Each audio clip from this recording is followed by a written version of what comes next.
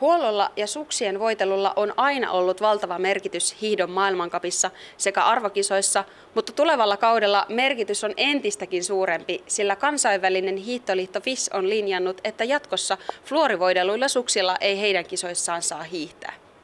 Päätöksen takana ovat ympäristösyyt sekä huoltohenkilöstön työturvallisuus.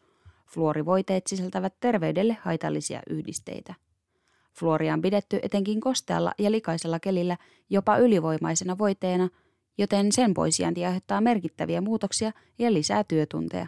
Kyllähän se meille paljon töitä teettää nyt, että kaikki vanha kaluston puhistaminen ja suksipussien peseminen ja kaikki suksiklipsit ja tommoset.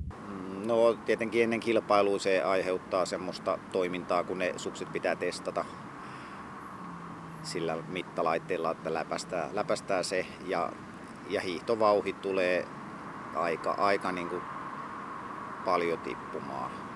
Kritiikkiä on herättänyt se, kuinka fluorin käyttöä tullaan valvomaan. Testausta varten on kehitetty laite, jonka pitäisi paljastaa, mikäli suksesta fluoria löytyy.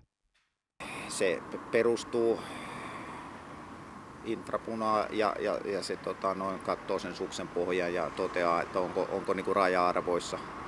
Ja jos ei ole, niin kilpuri ei lähde matkaan, ja jos ei fluoria löydy, niin silloin kaikki on ok.